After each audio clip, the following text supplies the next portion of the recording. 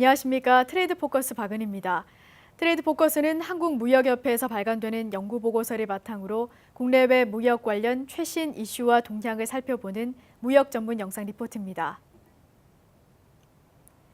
국내외 무역시장 정보를 전해드리는 트레이드 포커스. 오늘은 해외 바이어와 국내 수출 기업이 한국 제품에 대해 어떻게 평가하는지 비교해 보겠습니다. 우리나라의 수출 환경은 날이 갈수록 어려워지고 복잡해지고 있습니다. 해외 바이어가 제품을 구매할 때 과거에는 가격이 결정적인 역할을 했지만 이제는 가격 요인과 함께 비가격 요인, 바이어 관리 측면 등 전반적인 부분에서 바이어의 요구를 충족시키는 일이 수출 마케팅에서 중요한 요소로 작용하고 있습니다. 지속적인 수출 확대를 위해서는 우리 제품의 강점과 약점을 정확히 파악하고 경쟁력을 높이기 위한 노력이 우선시 돼야 할 텐데요. 이를 위해 해외 바이어와 우리 수출 기업이 한국 제품에 대해 어떻게 인식하고 있는지 살펴보겠습니다. 먼저 한국 제품의 강점에 대해 국내 기업과 해외 바이어는 무엇을 꼽고 있는지 알아보겠습니다. 국내 수출 업체들은 품질이라고 응답한 비율이 가장 높았고 가격과 파트너 신뢰도가 뒤를 이었습니다. 해외 바이어들 역시 품질을 가장 큰 장점으로 꼽았습니다.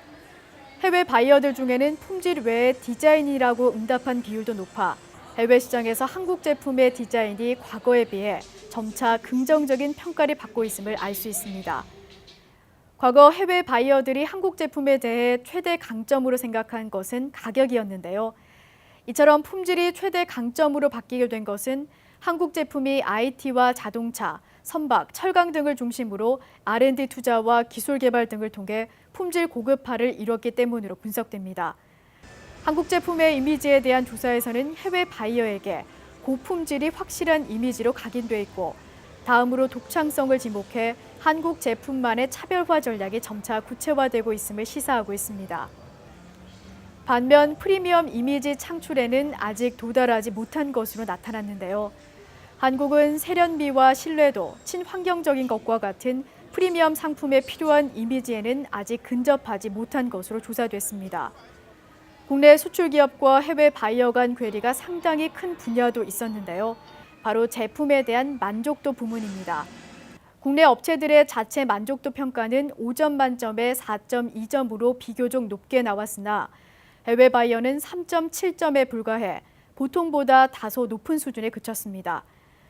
특히 가격과 납기 준수, 사후 관리 등의 항목에 대한 만족도가 매우 낮아 이에 대한 체계적 관리가 요구됩니다.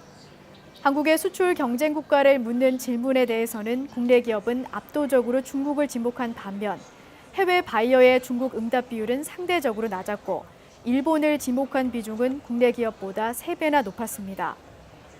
또 우리나라 수출 업체와 해외 바이어 모두 한국 제품의 약점으로 높은 가격을 가장 큰 요인으로 꼽았습니다.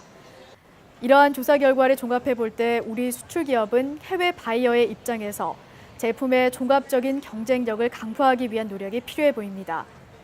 해외 바이어의 품질 만족도가 높기는 하지만 여전히 일본과 미국 등 선진국의 프리미엄 이미지에는 도달하지 못한 만큼 제품의 고부가 가치화와 혁신 제품 개발을 통해 이미지를 향상시켜야 할 것입니다.